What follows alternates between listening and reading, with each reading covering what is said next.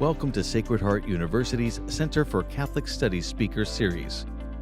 The Center for Catholic Studies promotes innovative and cutting-edge programs that demonstrate Sacred Heart University's mission rooted in the Catholic intellectual tradition as a living reality related to our lives and in the world in which we live.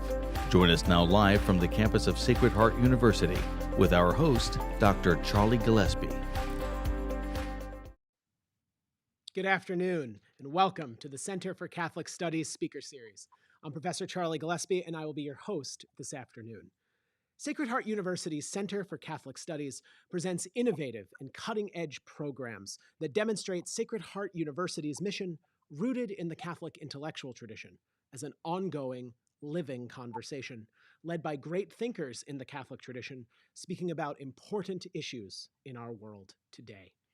Our spring series features nationally and internationally renowned speakers who will focus on issues of racial, social, and environmental justice. For our program this afternoon, I'm honored to present Dr. Andrew Prevot, who will be speaking on experiencing God in the struggle for liberation. But first, I'd like to offer some words introducing Dr. Prevot. He holds his master's degree in theological studies and a PhD in systematic theology from the University of Notre Dame. His research and publications invite us to explore the intersection of liberation theology, spirituality, mysticism, phenomenology, and continental philosophies of religion. He is the author of one of my own personal favorite books, Thinking Prayer. Dr. Prevot currently teaches both undergraduate and graduate courses in Christian spirituality, Hans Urs von Balthasar, and theology and phenomenology at Boston College. Dr. Prevot, I think I speak for everyone virtually present with us when I say that we are so grateful and excited to have you speak with us this afternoon about experiencing God in the struggle for liberation. Thank you for being with us. Thank you, Charlie, so much for having me and for filling in as a moderator today. I'd also like to offer just a special word of thanks to Chelsea King, Professor Chelsea King, who graciously invited me to give this talk and who organized the event, but unfortunately wasn't able to make it this afternoon. And as well, I'd like to offer my gratitude to the Center for Catholic Studies for sponsoring this series, which is just a wonderful series. If you haven't watched the other speakers, I would encourage you to go check them out as well. So today I'll be talking to you about the experience of God and how that takes place in the context of struggles for liberation. So I have a few slides that will help me to kind of structure the talk. So let's go to the first slide here. So experiencing God, I want to slow down and just have us reflect a little bit on what that could possibly mean. And so I pose it here as a question. Experiencing God, is that really possible? And here I list some of the reasons why we might think that either it's not possible or is not really something that we ought to emphasize in our theology or our spiritual lives. First of all, God is not an object in the sensory world. God is not a kind of physical thing that you can encounter. It's nothing like this, coffee mug or, anything you might pass on the street, anything that you could detect with your five senses or any other kind of empirical method. Rather, at least according to the Christian tradition and also many other theological and philosophical traditions, God is an absolute mystery, something that is infinitely transcendent, beyond anything that we can grasp with our senses or even comprehend with our minds. Even this image in the background here of the night sky does not really give us an image of God. It shows us the vastness of space, sprinkled with stars and galaxies. And this might all conjure to mind the kind of wonder and mystery that surrounds us. And that might help us to think about God. But strictly speaking, when we're looking at the universe here, we're not looking at God per se, but at the wonder of creation. And I want to add as well, on my second point here, that there are dangers of idolatry and self-deception. It's all too easy to create false gods, whether we make them physically into objects or just simply imagine them, when we're in the midst of prayer or when we're thinking about who God might be. And there's a temptation to craft God in our own image and to kind of create a God that just serves our needs, without recognizing that we may still be far removed from the true and living God. So we need to watch out for that danger. Also, at least according to some of the masters of spirituality that I read and rely on, the goal of the spiritual life is not to have an experience of God, but to become a better, which by which I mean more compassionate, more integrated, more virtuous type of person. There's a danger in spirituality where one would have a kind of consumeristic approach to it, where you want to be entertained, you want to have exciting, uh, kind of mind blowing types of experiences. But the people I rely on, the saints and mystics that shape my work, are very insistent that that's not the point. That shouldn't be our goal. Our goal should really be about becoming vessels of love in the world. So, for all of these reasons, some theologians argue against the idea of experiencing God. They say God is not the sort of thing that can be experienced. If we think we're experiencing God, we might be deceiving ourselves. And in any case, this isn't really the point of spirituality. And yet, there's another side to this story. So let's advance to the next slide, and we'll see that here, I've made the claim that experiences of God do in fact happen. Now we might doubt that this is true, but I happen to believe that it is, even though it might seem impossible for there to be an experience of God. I believe that probably it has occurred many times and in many different kinds of ways. Throughout history, prophets, saints, and mystics report having experiences of God. We see this throughout the Christian tradition, but also in many other religious traditions, whether we're thinking of Judaism and Islam, or religions of the Far East, Hinduism, Buddhism, and so on, and also in indigenous religions of the world, from Aboriginal peoples in Australia, Africa, the Americas, and so forth and so on. It's such a pervasive phenomenon that I have a hard time believing that it's all just a matter of delusion or self-deception. So let's talk a little bit about how these experiences of God are described and how they occur. So the first thing to note is that actually all of the five senses are sometimes involved in these experiences in different ways. And sometimes we might think of them as our literal physical senses, but other times they might be kind of analogs to those physical senses that occur on the inside that we might call spiritual senses. But in any case, regarding the sense of sight, some mystics, prophets, saints, and so on report having visions of God with their eyes, or perhaps while dreaming, seeing a kind of image of God, or in their minds having a sort of intellectual vision. So that's one form that this experience might take. Others hear God speaking to them, or perhaps through them. This is something we see a lot in the biblical prophets. The idea that when someone is speaking, it's not really their words that they're offering, but rather God's own words that are just passing through them as a kind of as though through a kind of vessel. But then there's even the other three senses. Senses of touch, taste, and smell can be involved here. And when these are brought up, they often suggest deeper levels of intimacy with God. There's not the kind of distance, the distance sensing that happens through sight and hearing, where you can be far away from someone and still see or hear them. If you're going to taste, touch, or smell, that means you're very close, that there's a deep level of intimacy there. So all of our senses and their physical or spiritual dimensions might be involved in the experience of God. Let me distinguish a few other aspects here. One is that there's a range of intensity, you might say, from, on the one hand, very intense moments of ecstasy where someone might have a kind of out-of-body type of experience where everything about their ordinary way of viewing the world kind of falls away, and they're sort of transported into the divine life. So that would be a kind of extraordinary mystical type of experience of God. But on the other end of the spectrum, we might think of this sort of everyday perception of divine presence, that kind of sense you might have as you go about your day-to-day tasks and activities, that God is with you, that there's something divine in your vicinity. Um, Also, another spectrum I want to talk about is that between kind of the amount of effort that we might put in toward having this sort of experience versus the sort of spontaneity with which it might sometimes occur.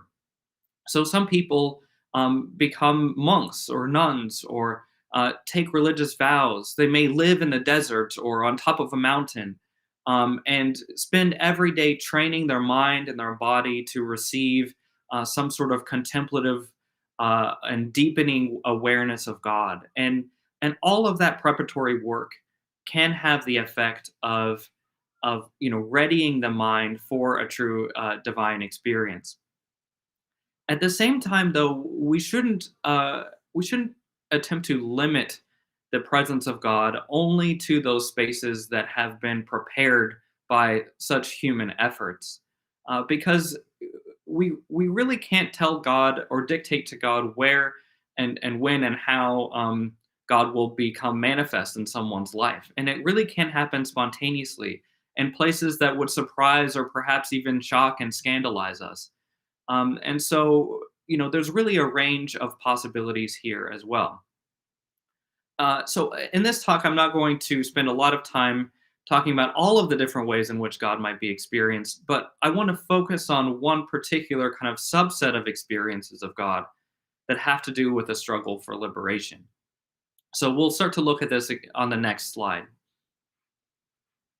So experiences of God, my contention is, do happen in the struggle for liberation.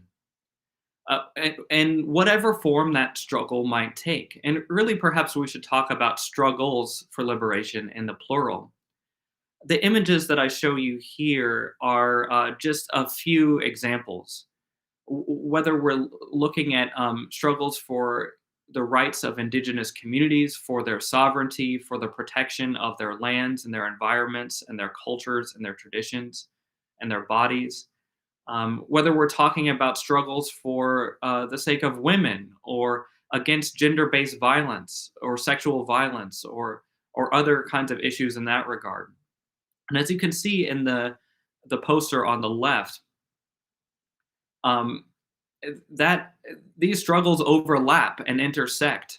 It's not the case that you can only ever be struggling for one thing at one time. Uh, we live in a world where we have a lot of interconnected and intersecting problems, and it's important to fight all of them together. Another example would be the Black Lives Matter movement, which has gained a lot of traction in the last few years, fighting against the harms of a white supremacist history and culture.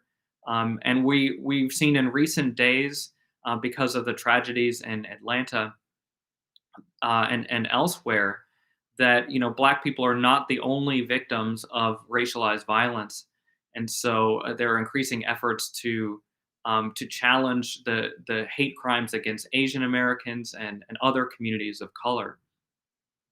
We can see on the bottom right-hand corner a kind of historical example of protesting for farm workers' rights, for the rights of laborers and migrants who often aren't given a living wage, who struggle to feed their families, who sometimes die premature deaths, and who really aren't treated with human dignity.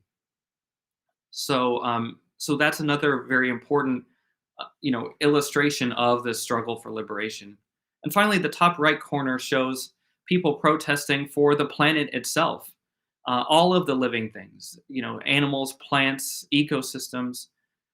The struggle for liberation is not only about human beings; it's about all of the good and beautiful things in creation that God really wants to be free. So these, again, are just a few examples. And my suggestion is that we might be able to find God and have an experience of God by participating in these types of struggles.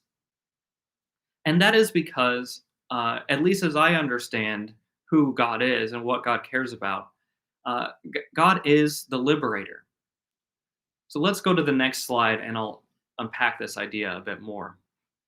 God is the liberator. What does that mean? Well, in the first instance, it means simply that God wants you, think of yourself here. God really wants you, and indeed all of us, all human beings, all of God's creatures to be free. Now, that term freedom gets used a lot and can mean a lot of different things. But by the word here, what I mean is free from violence and oppression, free from any kind of domination that would be destructive of life or harmful to life. Also, free in a positive sense to be in loving relationships with others and with the earth. Freedom is not just a kind of freedom from harmful things, it's also a freedom for the good and beautiful ways of life that God intends for us, which are our lives in relationship with the goods of creation, with the other human beings in our midst.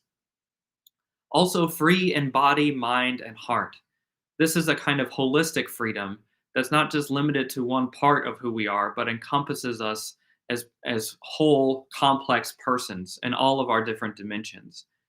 Some theologians talk about this as a kind of integral liberation, which includes the fullness of each individual and every dimension of society.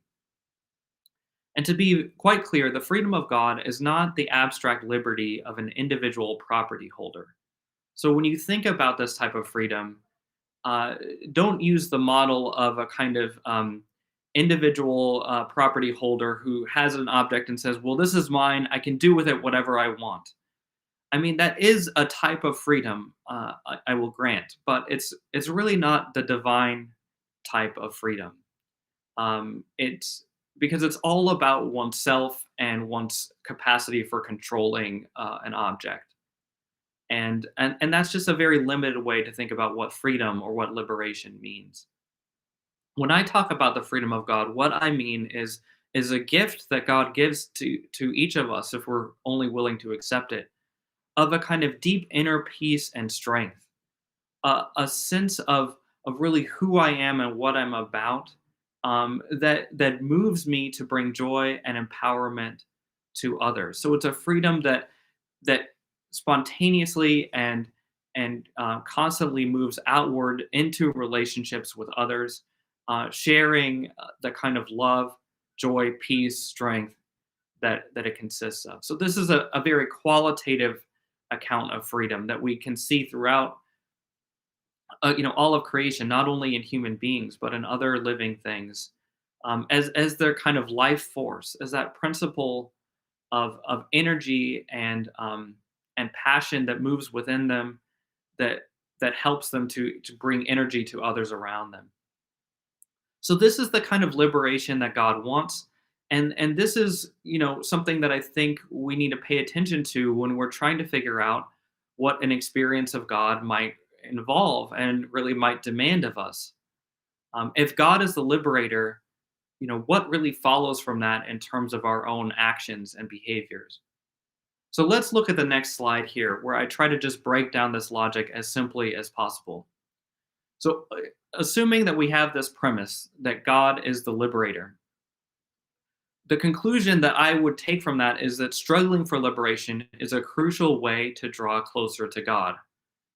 We might need to add a few other premises, for example, the idea that human beings are created in the image and likeness of God, and therefore meant to strive for the type of holiness that God exemplifies, and so forth and so on. But I really do think the logic in some sense is as simple as this. If you believe that God is the liberator, which Christians really ought to believe because of their own scripture and tradition, and which actually is a belief expressed in many different ways throughout the religions of the world, then the conclusion practically for our lives is quite clear. Struggling for liberation should be a crucial way in which to draw closer to God. And I add here a corollary, a kind of logical addendum, namely that without joining the struggle for liberation, one's knowledge of God will be significantly impaired. Now, I'm not saying that one won't have any knowledge or experience of God whatsoever. I don't believe that's the case because, again, God appears in thousands and millions of different ways in our lives. However, I am saying that something significant will be lacking.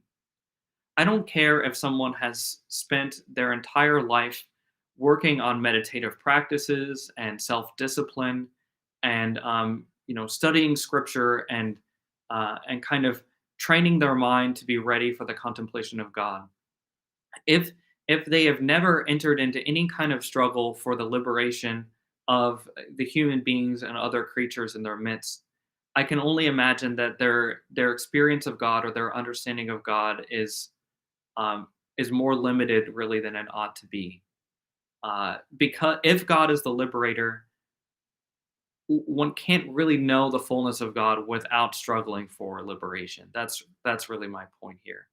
Um, I mean, the world is a very complex thing. It's often not the sort of thing that we can easily apply logic to. But I'm trying to distill here the kernel of the reasoning that has led me to the conclusion that I've reached here. So hopefully that is quite clear. But moving on to the next slide, I want us to not just stick at that level of abstract logic, but to look at some concrete historical examples where people have experienced God while struggling for liberation. Now, I want to distinguish two kind of sets of examples here. The first set would consist of Martin Luther King Jr. and Cesar Chavez and other civil rights leaders, who are well known as kind of icons of the liberation struggle in the 1950s, 60s, and 70s for both, in King's case, the African American community, and in Chavez's, the Chicano or Mexican American community. So I want to look at some of their practices and writings and talk about how God shows up in their lives and in those struggles. But I also want to look at two contemporary theologians, Ada Maria Isasi Diaz and M. Sean Copeland, who I've described here as mujerista and womanist theologians. Now, both of these women are Catholic. Isasi Diaz sadly passed away, but she was a Catholic, and Copeland, who's living, is a Catholic theologian. But they're Catholic theologians who are doing their work from a particular perspective. So mujerista is a term that Isasi Diaz coins to talk about the experiences and struggles of Latina women, especially Latina women who are on the margins of society, who are socioeconomically deprived, and who are therefore suffering from multiple levels of oppression. So Isasi Diaz has asked, what does theology look like done from that mujerista perspective? Similarly, Copeland, when she uses the term womanist, is talking about Black women, particularly poor, despised Black women, who again are suffering from multiple interlocking oppressions. And she's asking, where does the experience of God show up in their lives? And so what I like about bringing these theologians into the conversation are two things. First of all, they show that although King and Chavez have theological ideas embedded in their works, they weren't really, for the most part, recognized as theologians per se. But here, when we look at these theologians, we can see that they too are embedded in these grassroots struggles for liberation, and they're showing a kind of close relationship between praxis on the one hand and intellectual labor on the other. The other reason that I want to highlight them is that they show that women and women's perspectives are very prominent and important in these liberation struggles. Sometimes we only have the kind of male icons set before us, and I think that's giving us a limited view of how God might be experienced in these contexts. And finally, at the end of the talk, I'm going to invite you to reflect a little bit on your own experience in contemporary struggles for liberation, and where perhaps you have encountered something of the divine in those struggles. So I don't know if you have a notepad or scrap of paper or anything nearby, but you might want to take a minute and grab that and with a pen, because you might want to do some some journaling or some reflecting once we get to that part of the talk. So, but let's go through each of these examples in turn. So first, yeah, let's go to that slide with Dr. King. Um, and before I read this quote to you, I just want to kind of give you a sense of the context here. This is, I want to tell you a story about King from 1955. He's in Montgomery, Alabama. And Rosa Parks has just recently refused to give up her seat on the bus. This is at the height of the Jim Crow era, and in Montgomery and other places throughout the South, Black people were treated as second-class citizens. They were treated as less than human, constantly being intimidated, forced to live apart, and degraded, in thousands of different ways. One of these ways was that on city buses, there was a Black section in the back and a white section in the front. Rosa Parks had boarded the bus and sat in the Black section like she, would have been expected to do. However, the bus filled up and more white passengers boarded, and then the expectation was that any Black people who had a seat should give their seat up for a white passenger. She was tired, she had had a long day of work, and she refused to give up her seat and was arrested. And this sparked a kind of movement in Montgomery that was already underway, but that really got galvanized by this incident to boycott the city buses. So Black people and their allies decided to stop riding the bus. They found other ways to get to work and to get around. And all of this was to put pressure on the economic and political elites in that city to change the policies that were so dehumanizing. And King was at the vanguard of this Montgomery bus boycott. One of the things that happened as he organized this was that he started to receive many threatening phone calls and letters saying, calling him the N-word, basically saying, we're going to kill your family, we're going to burn down your house, we're going to assassinate you, et cetera, et cetera. And because of all of these threats that he was receiving, he began to have a lot of fear and doubt that he didn't know how to process or what to do with. And there's a famous episode where he decides to take these anxieties to God in the midst of prayer, and then actually has an experience of God that helps him to recommit himself to the struggle. And that's then the story that he tells here in this quote. So he says, at that moment, I experienced the presence of the divine as I had never experienced him before. It seemed as though I could hear the quiet assurance of an inner voice saying, stand up for righteousness, stand up for truth, and God will be at your side forever. Almost at once, my fears began to go. My uncertainty disappeared. I was ready to face anything. So he has an experience of God that's a kind of an experience where he hears the voice of God within him. And what it does is it gives him a greater dose of freedom, that kind of inner strength and peace that I was talking about, which is really characteristic of the freedom of God. And that freedom is then what sustains him in the midst of this terrifying situation. And the fact is, not long after he had this experience, his house was actually bombed. And thank God the bomb only reached the porch and didn't injure anyone in this instance. But it was a very scary situation. And as we all know, the threats continued thereafter for years and years. And eventually King was assassinated as part of his struggle. And yet, he was propelled forward in this heroic way because of his sense of God's presence in his life. So now let's look at Cesar Chavez on the next slide. Cesar Chavez was a Mexican-American farm worker. Also, he identified as a Chicano. And he was from a family of farm workers and part of that community in Southern California. That's where he was living at the time that he really began his activism. And the thing about being a farm worker in the 1960s in Southern California, and perhaps even still today in many places, was that you suffered this bitter irony where, although you were picking food to feed the masses of the country, you yourself maybe often didn't have enough money to feed your own family. Life was really hard. There was poverty, there was illness, there wasn't sufficient health care or any kind of worker protections whatsoever, and so the mortality rate was very high at a very young age.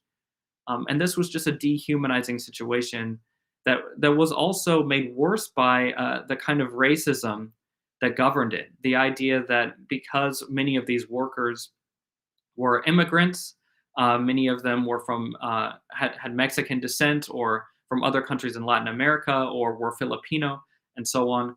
The predominantly white farm owners, viewed them again as second-class citizens.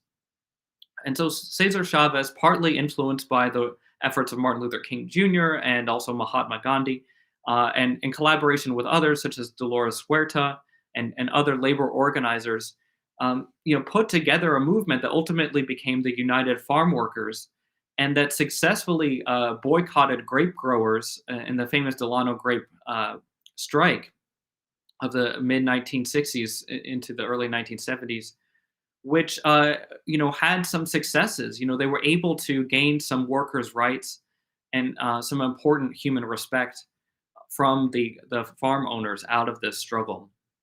And one piece of the struggle that we don't often think about, or that's not mentioned very much for Chavez, is that he was a very spiritual person. He was a devout Catholic. You can see in the image there that Our Lady of Guadalupe is on the background for him.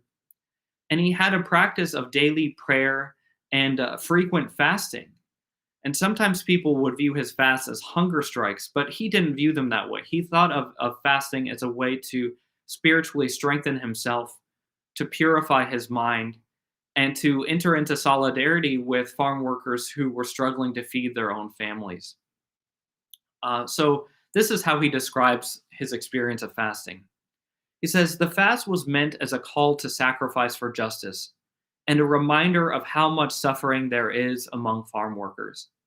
In fact, what is a few days without food in comparison to the daily pain of our brothers and sisters who do back-breaking work in the fields under inhumane conditions and without hope of ever breaking their cycle of poverty and misery?"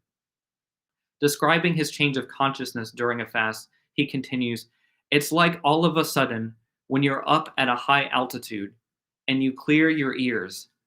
In the same way, my mind clears. It is open to everything." So we can sense here in his words that he's having this experience of the transcendent connectedness of all things through this spiritual practice of fasting.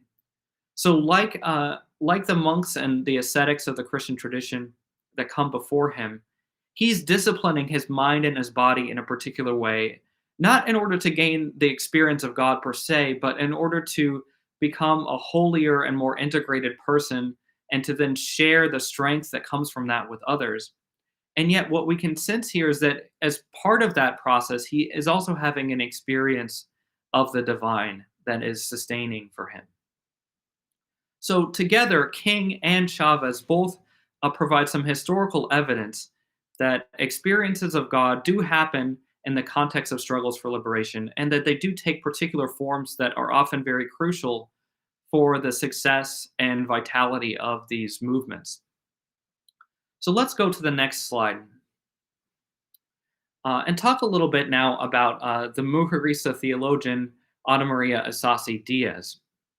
I want to provide some background here as well. So Isasi Diaz is a Cuban-American theologian who was struggling for the rights of Latino and Latina communities in the United States, not only from Cuba, but from anywhere in the Latinx world.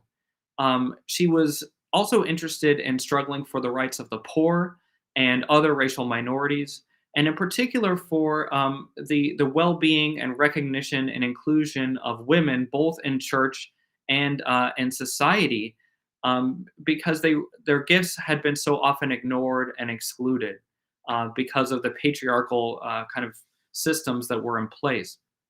So she views all of these struggles as very intersecting and interconnected. And one of the things that she likes to do is to talk about how struggles can happen not only as part of big movements, but also just in your everyday lives. In your day to day circumstances at home or at school or at work, you can participate in the struggle. And she uses the Spanish word for struggle, la lucha, and she connects it closely with this idea of the everyday, which she calls lo cotidiano. So the idea for esas ideas is that God is present in those everyday struggles, and we have to open our hearts and minds to that presence and enter into solidarity with the people that God calls us to be in solidarity with. She also, by the way, though, was in the early 1980s participating in activist movements against the apartheid regime in South Africa, which at the time was still in full force. And on one such occasion, she was marching in a picket line outside of the South African embassy and had an experience of God, which she recounts as follows. She said, adamantly, I kept chanting and walking, lowering my head to protect it against the cutting air. It was a cold, wintry morning. Little by little, I became aware of an immense peace washing over me. I felt myself to be where I was and in many other places at the same time. I felt I was being cared for by God, that the divine was with me and in me in a way different from my usual experience. This sense of the divine in me and I in the divine was a bodily one. I could feel, sense God, and I could wrap my arms around the divine. So here we have a sense of a kind of, ecstatic, overwhelming experience of God that happened right in the midst of her marching in this picket line. And it's really, for her, a bodily experience, a tactile experience in which she's sensing a deep level of intimacy. God is with her and also within her, and she can wrap her arms around the divine. So it's moments of grace like this that I think helped Azasi Diaz to maintain her level of commitment to all of the different struggles that she was a part of. And that also then, really shaped her theology as a Mujerista theologian. Let's turn now to another example on the next slide with Dr. M. Sean Copeland, who is a mentor of mine and a leading figure of womanist theology, especially in the Catholic tradition. And so one of the things that Copeland does is she returns to the experiences of enslaved men and women of African descent in the United States, and looks at their narratives and finds, examples of them connecting with Christ, connecting with the Holy Spirit, connecting with God in their struggles for freedom. She reads their spirituals, the songs that the slaves sung, as examples of the presence of God and animating those communities.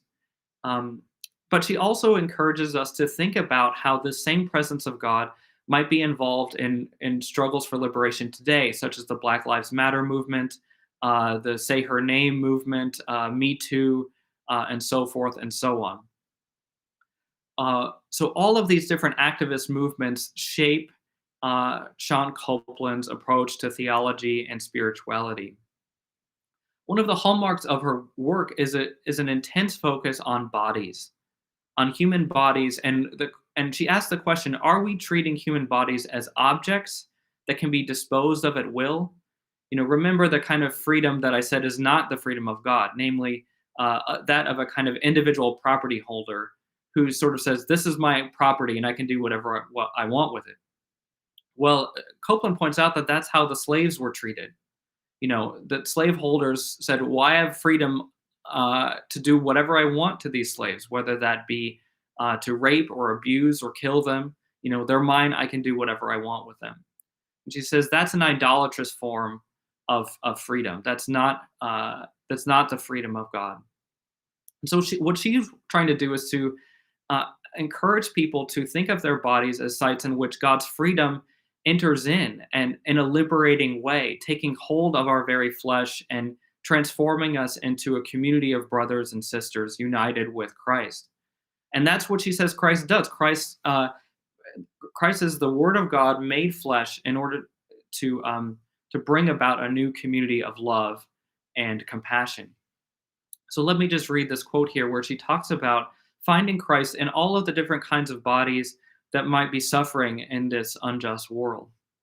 She says, quote, "We are all transformed in Christ. We are his very own flesh. His love and praxis release the power of God's animating image and likeness in our red, brown, yellow, white, black bodies, our queer and heterosexual bodies, our HIV/AIDS infected bodies, our starving bodies, our prostituted bodies, our yearning bodies, our ill and infirm bodies, our young and old and joyous bodies." So, whatever bodily condition we might find in our lives, it's possible that God will be present there through the compassion of Christ that transforms our flesh and calls us to solidarity. So let's go to the next slide. And I want to read the short story here. And you'll probably guess as I'm reading it who this story is about. But I think this story provides us a kind of fable or a parable that we might use to reflect on the experience of God in the midst of struggle. So there was once a small child. He had dark curly hair, olive skin, and was from a poor family in a land far away. He was very sensitive to the suffering of those around him. As he grew, he found the power of God's voice hidden in his own, and the power of God's touch in his hands, which he used to heal anyone who asked. He attracted a small following, then an increasingly large one. As a sensitive soul, he fled to the wilderness to escape their overwhelming needs and to recollect himself. Yet their cries haunted him by day and by night, calling him back. On foot he traveled from town to town to meet them, to soothe their pain and to offer his counsel. He spoke out against their oppressors, knowing that this would make him a target too. It's not that he was unafraid, he certainly was. It's that their suffering compelled him to act, and he found the inner strength to do what was necessary. The oppressors chose to make an example out of him. They tortured him and left him to die. His friends fled, and his struggle seemed to have been in vain. Yet he had experienced God. He awoke in another life, in which there were only tears of joy. He was not surprised. This divine presence had been with him all along. So as you might have guessed at some point in this telling of the story, I'm talking here about Jesus. This is sort of my retelling of the gospel narrative. And yet, I do think that this story could be told with a few modifications of almost anyone who is in a struggle for liberation and finds themselves persecuted for that reason, but who is nevertheless propelled forward by the freedom of God that animates their very bodies and brings them into solidarity with others.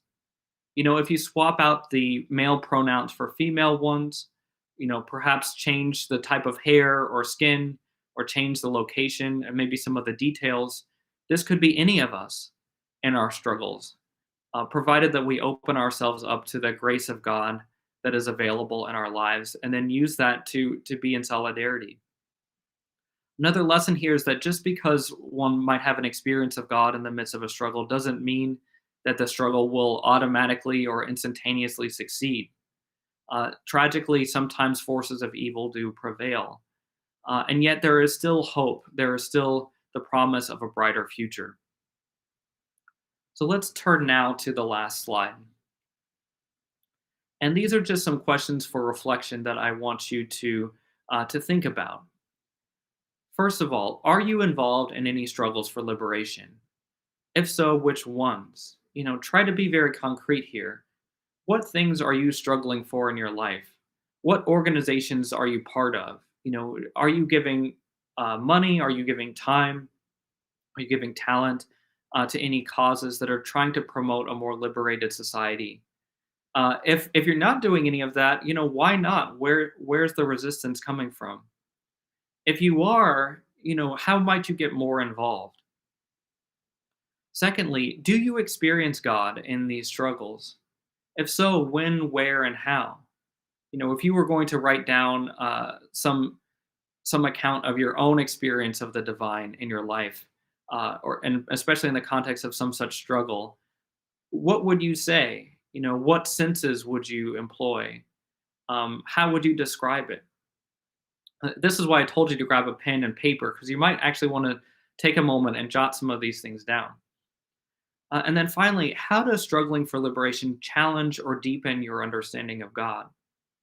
By challenge, I mean, sometimes we have, again, these false images of who God is that might be questioned and rearranged by an experience of God in the struggle for liberation, where we gain a deeper sense of God really as the liberator, and not just as someone who's here to promote our own comfort. But it might also deepen your understanding of God in the sense that you might realize, just how mysterious God's love really is.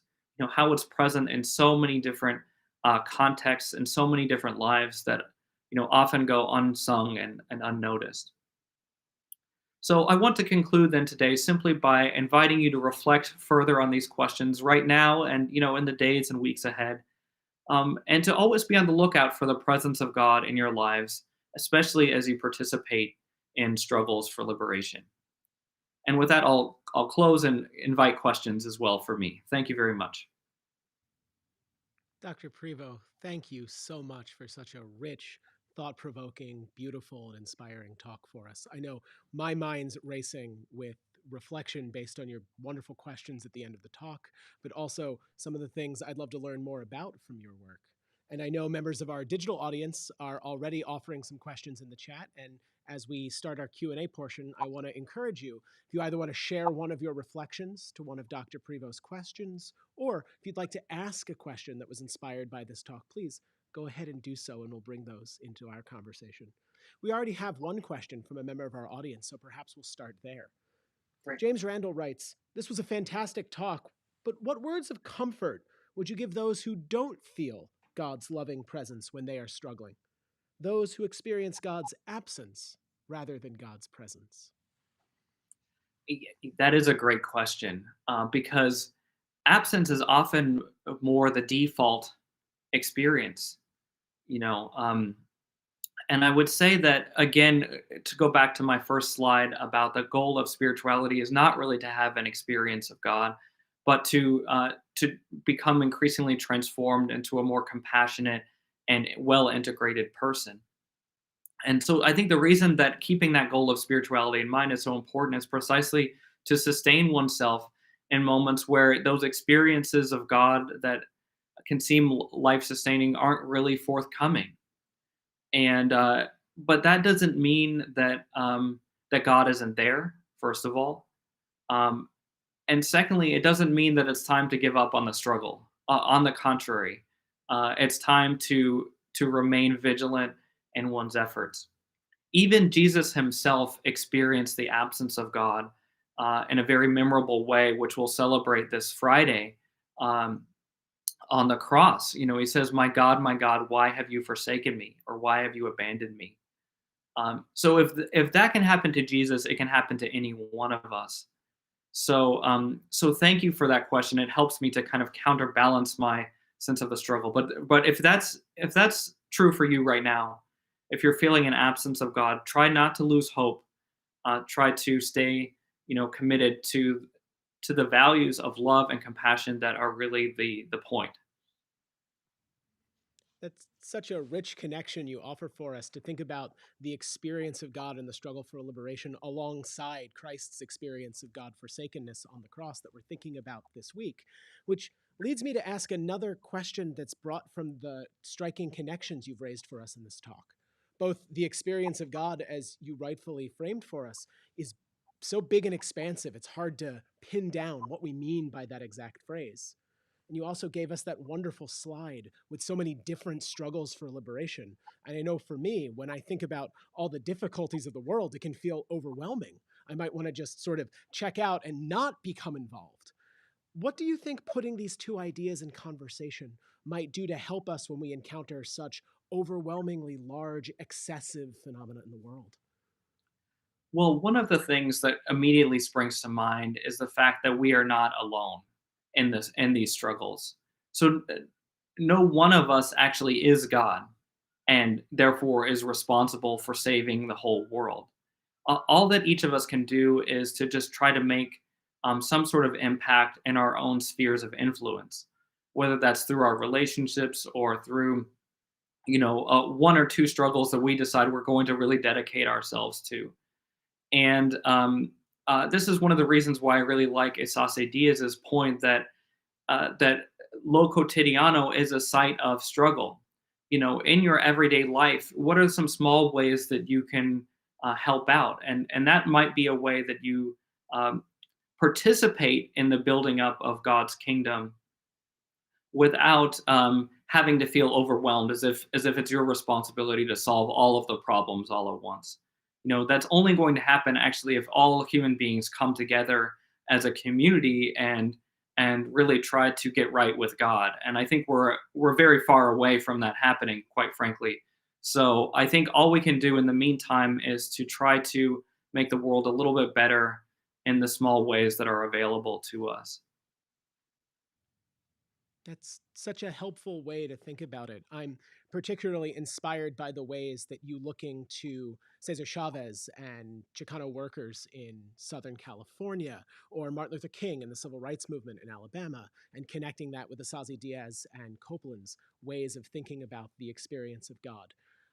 I'm wondering if you might give us some of your thoughts on what looking to these particular experiences in the struggle for liberation might help us respond to some of the violence against the Asian community in the United States in the past few weeks that builds on a year of Asian hate in America.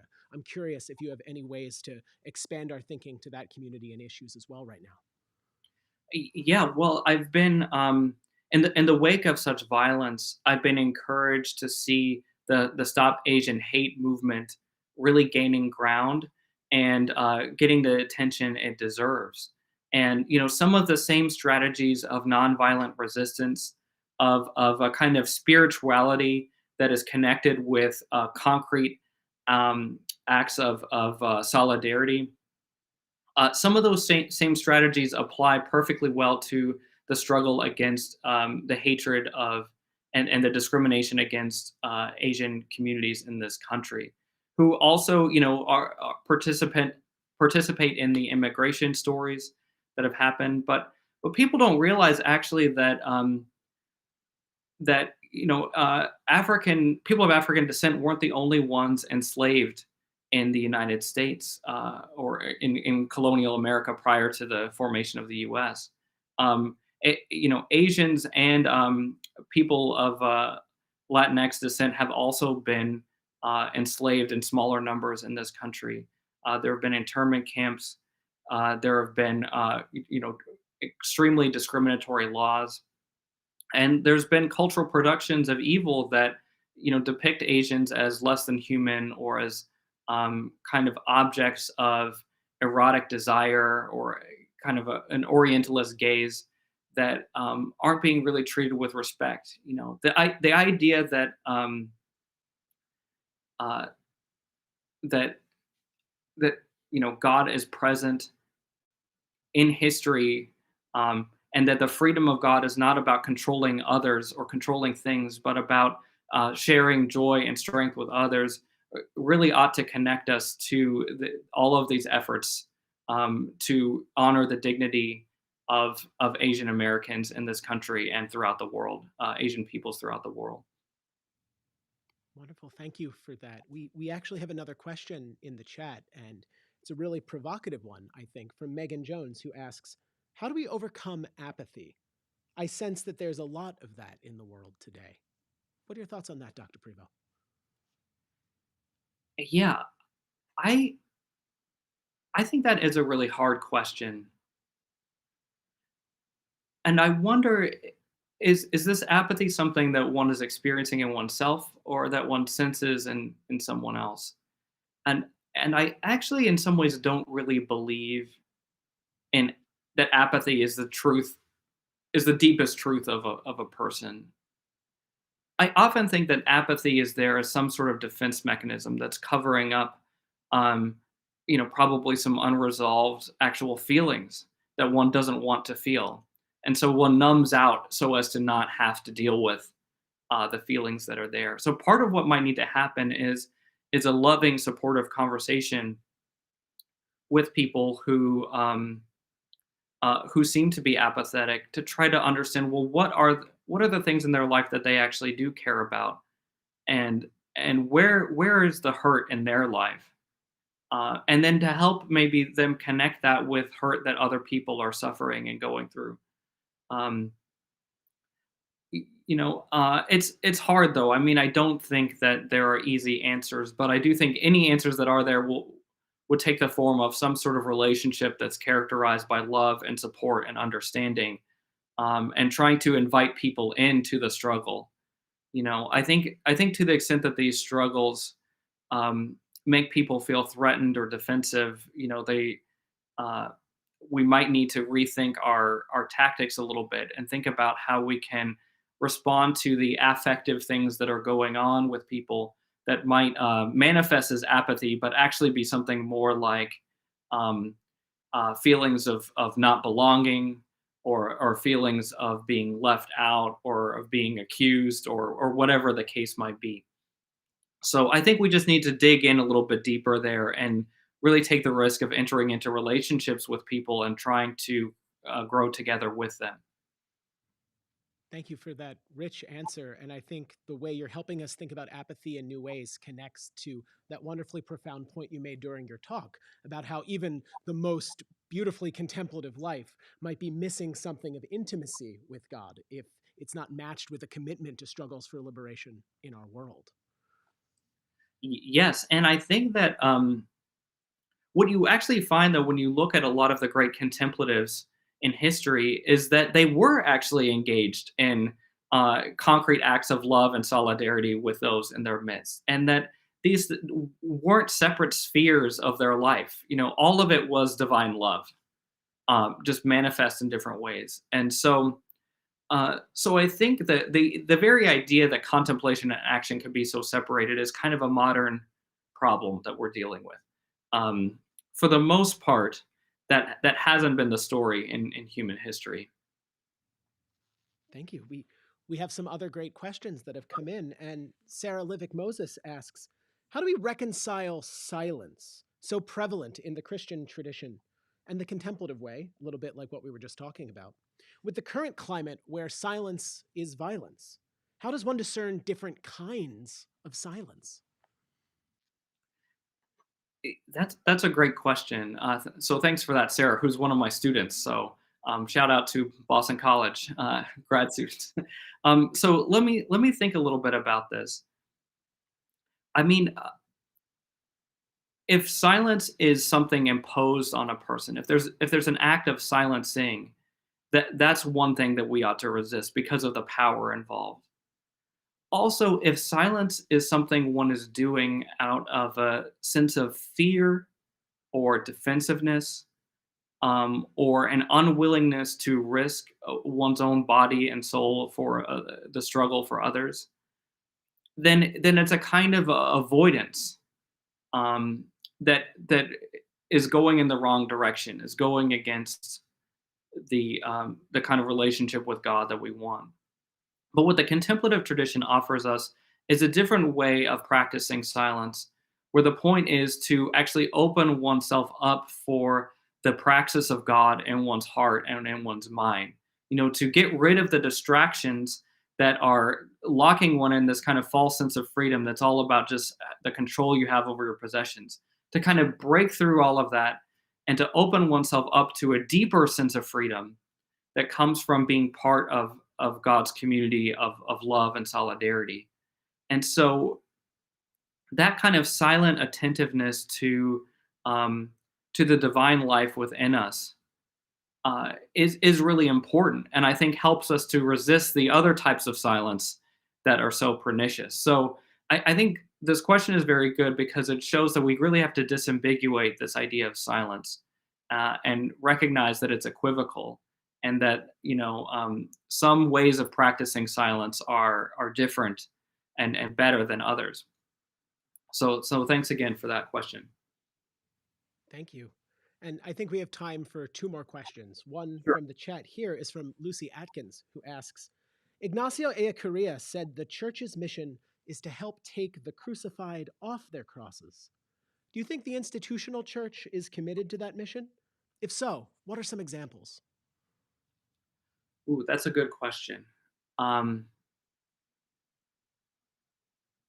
well, it's hard to speak for the institutional church as such because it's such a large entity and um, has many different moving parts, and I can't vouch for all of it.